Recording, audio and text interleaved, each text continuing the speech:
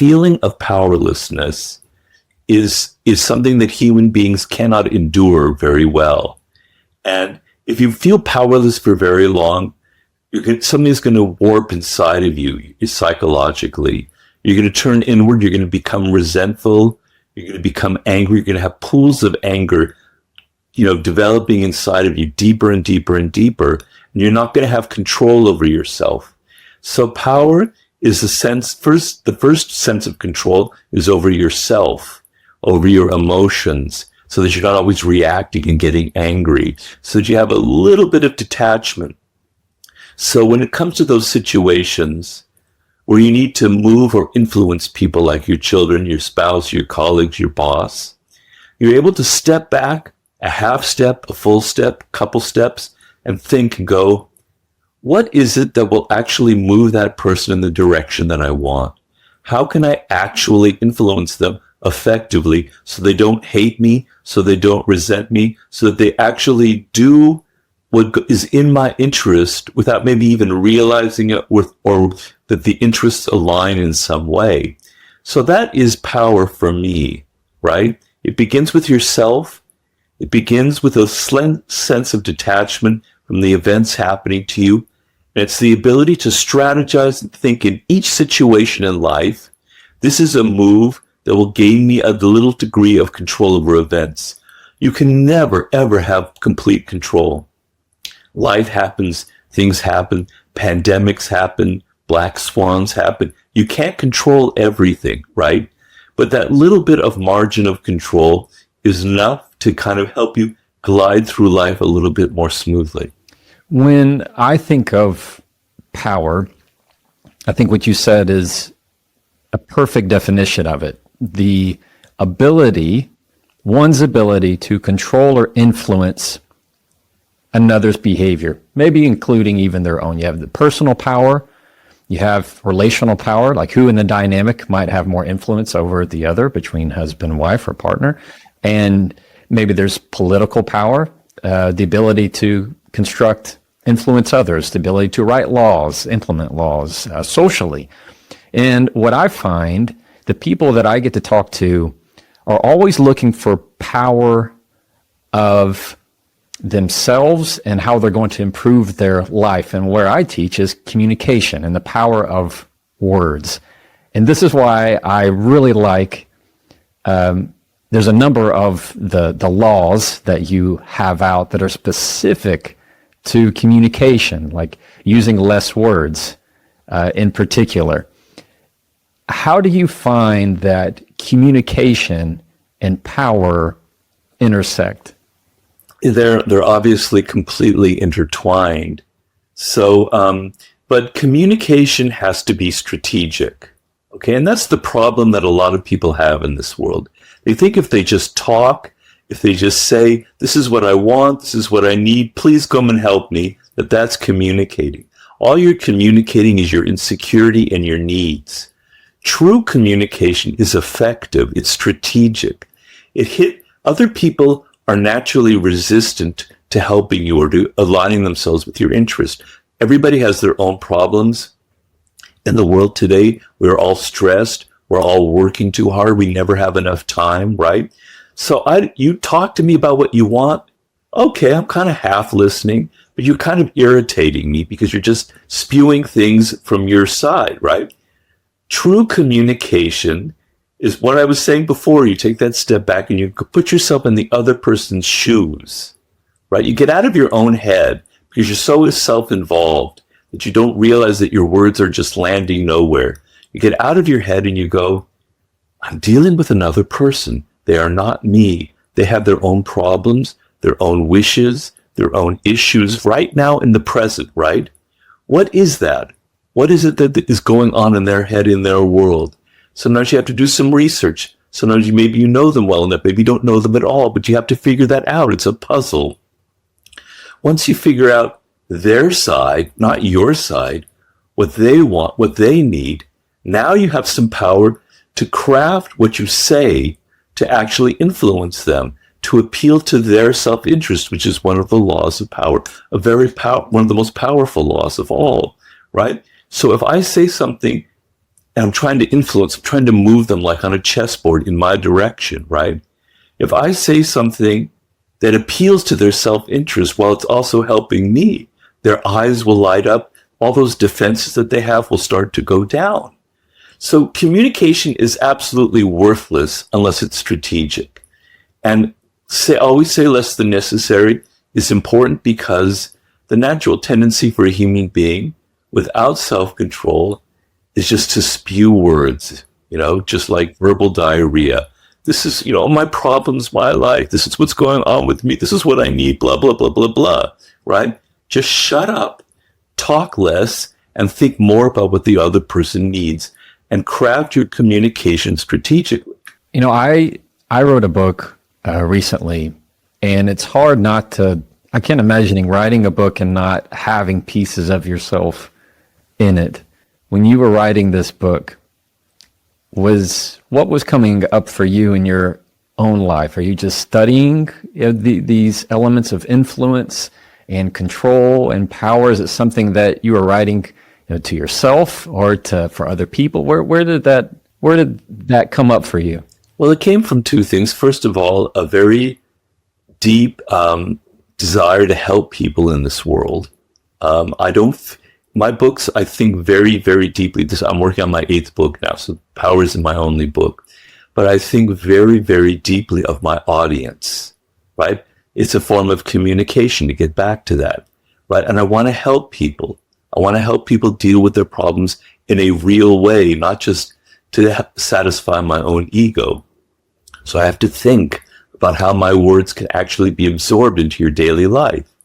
So that's one side. The other side is the book came from a lot of pain, right? So I entered life like most people, kind of naive, kind of innocent. I wasn't a good player naturally, necessarily at power, right? I made mistakes. I talked too much, probably. I outshone the master, right? On and on and on. I could go through a laundry list of the things that I violated. And I didn't realize that the world is political. I thought when you enter the work world, what matters is having results, is getting things done, is doing things well. But no, I had many, many, many painful experiences, particularly working in the film world. But as I've said in many interviews, I've had 50 different jobs in my life, more than 50, in all different aspects. In every little possible avenue of life, I've had a job. And I suffered deeply. And I suffered deeply from the sense of people are so political. Their egos are involved in everything. You can see their egos as they walk past you, right? I would notice in the office that there was these hierarchies. I worked for a while at the magazine Rolling Stone. And there were these hierarchies. There was the boss, and you could just see this massive ego walking back and forth. Then there were all the other smaller little people working right under him and their egos. And there was little me in the corner as a copy editor, little tiny, tiny little ego. But that's what mattered. That's what made things run, was how well you impressed him, how you talked to the boss, in this case, Jan Wenner. And I thought, this is silly, but this is the real world. And you have to take the real world seriously. You have to succeed in the real world. So the book came from deep pools of pain from my own mistakes and from a deep desire to help other people, because I feel it's the source of a lot of depression and misery in life. You say something or you do something thinking that you're on the right track, it's going to help you, and the next thing you know, you're fired or you're demoted. You don't know why. I felt, I see people around me having these problems. So those are the two strands of the book: a deep desire to help people and a realization that the world is political, full of egos, and that mistakes are very costly and painful, and I made plenty of them. Yeah, well, you're not alone. We've all made a lot of mistakes. Looking back at it now and knowing the impact of the book, and I want to talk about the book specifically that you're writing and going to be releasing soon, is for those who haven't read it, or those who might go, you know what, now that I've listened to this episode, I want to pick it up again. Maybe they have it on their shelf. I haven't looked at it in a while. How do you find, and especially being the one that wrote it, that this topic can also be very healing? I get a lot of emails from people that, it's helped them, it's turned their life around, or they've started a business because of the book. Of course, it's anecdotal, so I'm sure there's a lot of stories out there of people who've been hurt, who've been on the other side of the manipulation. I understand that. But what's healing and liberating is to finally have that little light turned on inside of your brain that this is how the world works. I didn't realize that. I thought what mattered was just being myself. I thought that I could just do my job, say the things that I like, dress the way that I like to dress, just be myself, and it was enough. And no, I'm suffering from it. And just seeing that little switch go on in your brain that no, the game is different. It's played differently. There are rules to this game. You can't just come in and play poker and just do whatever you want. There are rules for poker. There are rules for chess. You don't know the rules. You're just playing terribly and you're suffering. And just that little bit of switch inside going, maybe I'm entering this game. Maybe I'm from the wrong angle. Maybe I'm being too selfish, egotistical. I'm too self-absorbed. And I'm not thinking enough about the players in this game. That little switch of your perspective of how you look at it can be deeply healing and enlightening because it's not natural to us. As I said, it wasn't natural to me. So I think in that sense, that's what has helped a lot of people who, like myself, enter the work world a little bit innocent and a little bit on the naive side. This episode was brought to you by Cozy Earth. One of the reasons I love Cozy Earth is because their products are just that dang good. When it comes to anything that I want to wear that is soft and comfortable, I'm talking hoodies, sweatshirts, sweatpants, which I am wearing a lot of right now that in Texas it is less than 60 degrees, which means it's freezing here.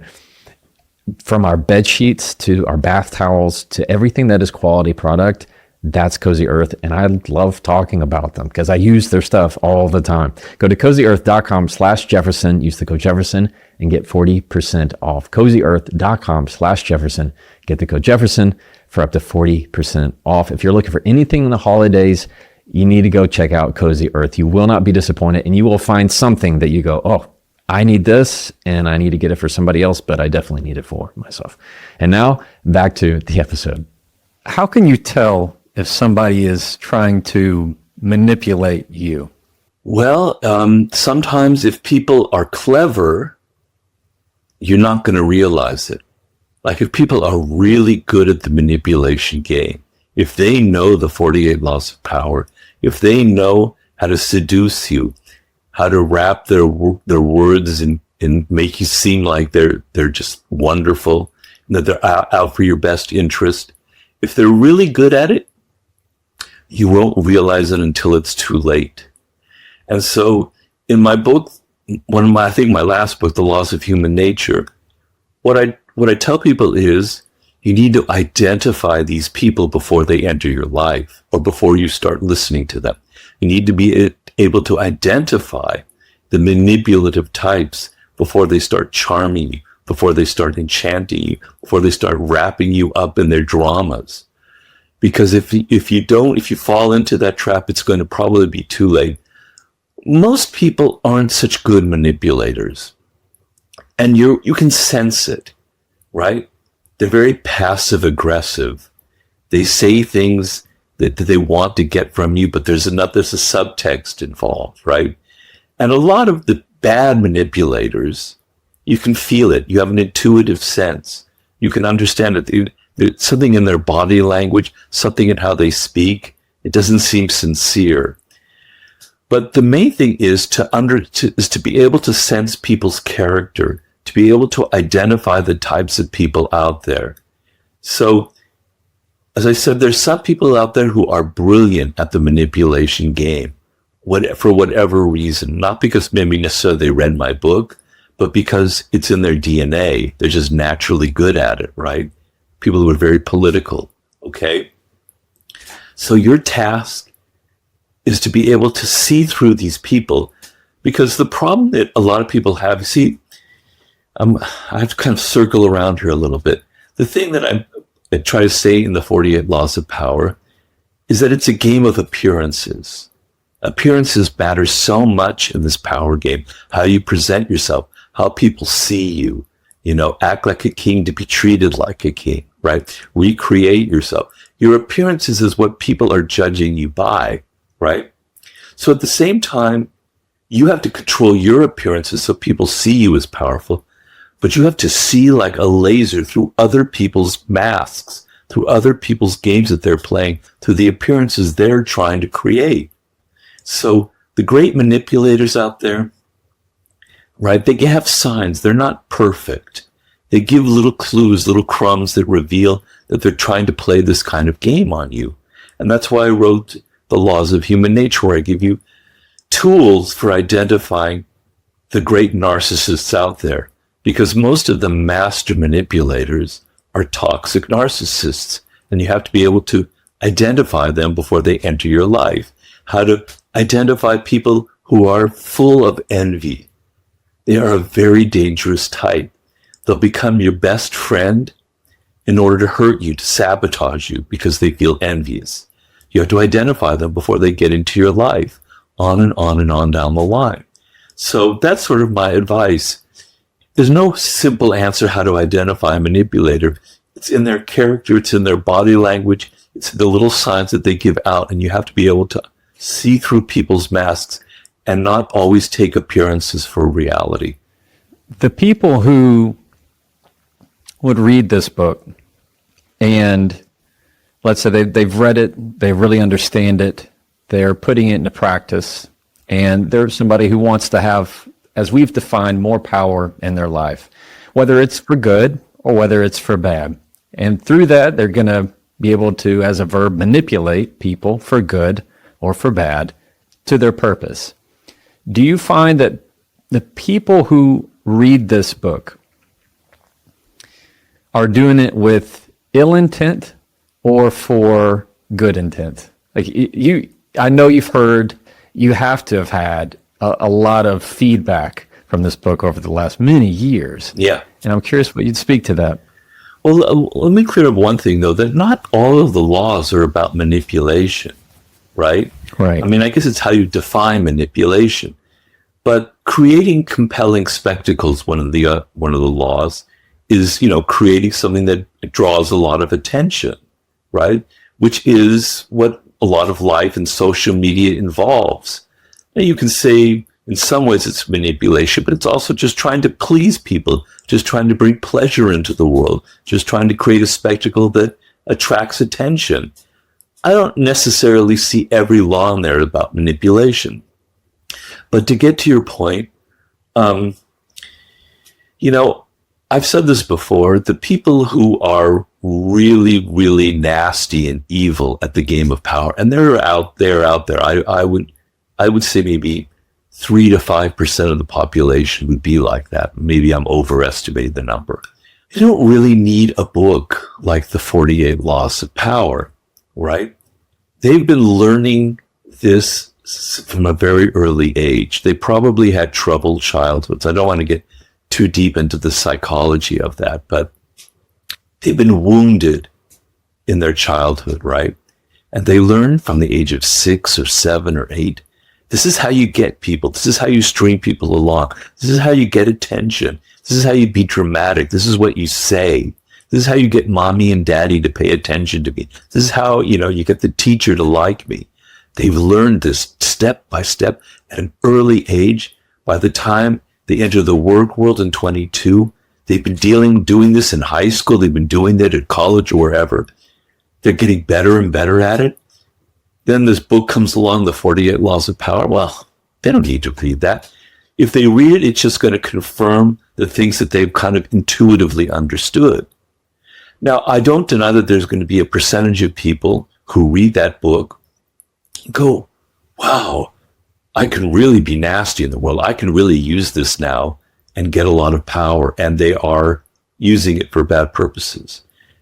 I understand that, and I have to own up to that and not I'm not completely naive about how the book is used.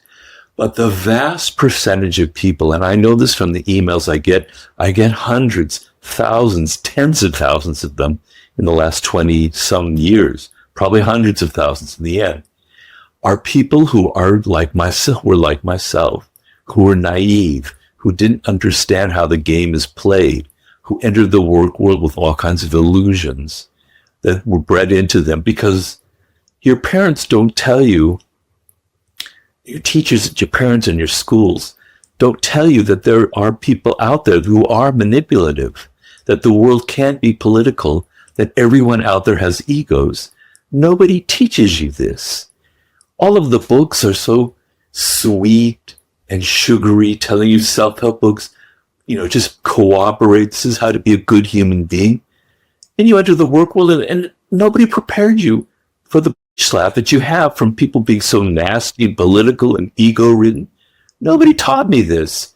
They glom onto the book like it's, water in the desert. Wow, he's teaching me something real. That's the majority of readers, I believe. I could be wrong. There's no science behind it. I don't have data. Anecdotal data, though, is sort of how I believe it. These are the readers that are attracted to the book. What I have found in my own life is so much of what I have seen and ran into with, especially in what they would early childhood trauma, like what you just talked about. People who are proficient at lying or manipulating or exercising, as we can define, power.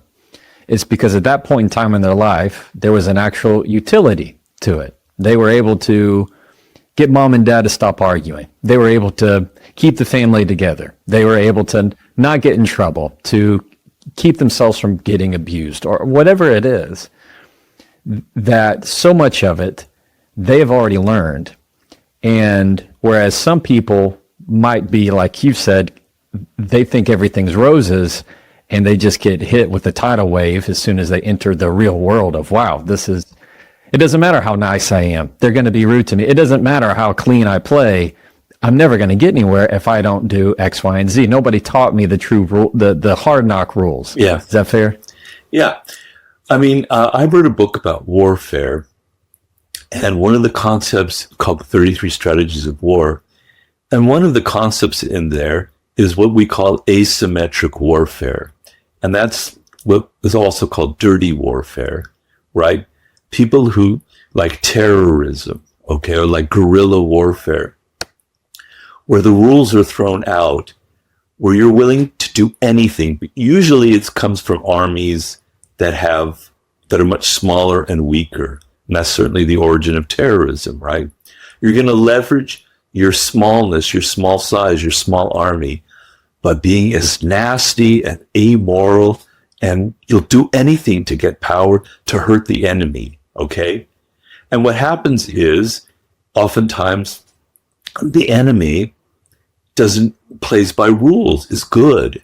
And so in asymmetric warfare, right, there's also an ethical asymmetry. So I think of things like Putin in Russia, for instance, okay? He's somebody who's willing to do anything for power, as nasty and as dark, whatever works for him and his country is what he will do. When you have these European countries with their democracies and their rules and their organization and their bureaucracies, and they're continually at a disadvantage, facing somebody who's willing to do anything, much more than they're willing to do. We find this as well in American politics, okay? So in life, the same thing happens. When there are people out there in your office who their ethics and their morals are thinner than yours, they're willing to do things that you would never consider doing, you're at a continual disadvantage. You're not willing to do the dirty things that they're doing, right? How do you defend yourself in a world where some people are willing to do things that you would never consider doing, right? Well, you have to become strategic, and you have to understand that you don't have to be evil. You don't have to to lower yourself to their level. You don't have to play fire to hit fire with fire. You can do different things to upset them, to be strategic, to deter them from hurting you, etc.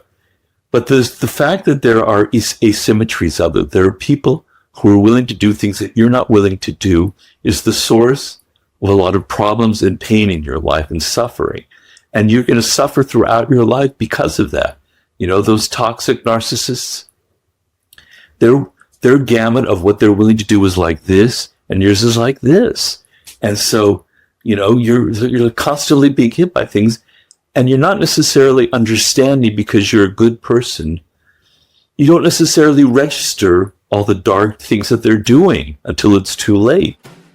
Before we keep going, I want to take a second to tell you about Monarch. The holidays are great, but they come with a lot. Travel, gifts, family gatherings. It's one of those times where money moves fast, and it helps actually see where it's all going.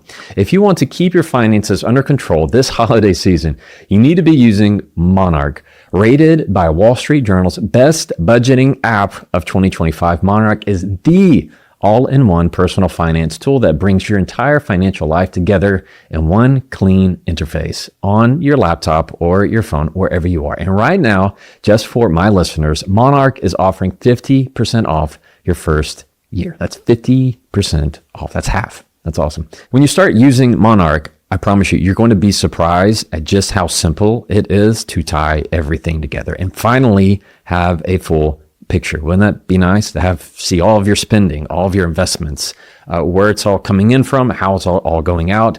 That's peace of mind. So don't let financial opportunities slip through the cracks this holiday season. Use code Jefferson at monarch.com in your browser for half off your first year. That's 50% off of your first year at monarch.com with the code Jefferson. And now back to the episode. I'd like to read a quote that hit home for me. Understand, people will constantly attack you in life. One of their main weapons will be to instill in you doubts about yourself, your worth, your abilities, your potential. That's in transform self-love into empathy. My question is, how do we build communication habits that handle these attacks on ourselves that instill doubts in us without internalizing them? Or how do you handle people trying to instill doubts in you? You talked about self-love. This is from my book, The Laws of Human Nature. So to the degree that you are insecure, to the degree that you don't really love yourself, so we have to clear up a misconception that people have. There's a difference between narcissism and true self-love, right? So if you learned at an early age, 3, 4, 5 years old, that you're actually a good person, that you're worthy of love and affection from other people, you know, that you have skills and abilities as you get older that are actually worthwhile, that will contribute, right? Then you have an anchor in your life. You have a degree of love of yourself, a confidence. So every time later in life where you have blows, where people hit you with doubts, but they try and sabotage you, they try and insinuate that maybe you're not so good, or they play these games that we're talking about, you're going to get this blow, and it's going to depress you, and it's going to lower you down, and it's going to affect you. We're all like that. Nobody can't suffer from that, myself included. But what happens is if you have that level of self-love that you developed at an early age, you will rise back up. You'll start going, no, it's not true that I'm this way. It's not true what they're trying to tell me. You know, I'm actually worthy. And I know it because I've done things in my life. I've accomplished this. I've helped this other person. It raises you back up. It's like a thermostat that you have inside of yourself. Okay? So the degree that you have that love will bounce you back up, and you'll be able to tell yourself, at first their doubts kind of hit you because we're all human. But then you go, no, it's crap. They're playing a game. I'm not going to fall for that. But if you were wounded very early on and you never developed that self-love, and you have a lot of doubts about yourself already, and you're insecure, and you're riddled with like bullet holes and wounds inside of yourself where things can leak through, and people tell you those things, it's going to bring you down, and you're going to not rise back up. You rise back up a little bit, then another person will hit you. You keep going down and down and down. You get depressed, and you'll find it very difficult to rise back up. So the way you have to handle it in life, if you're in your 20s or 30s or 40s or even in your 50s, well, I just saw a coyote walk right by. You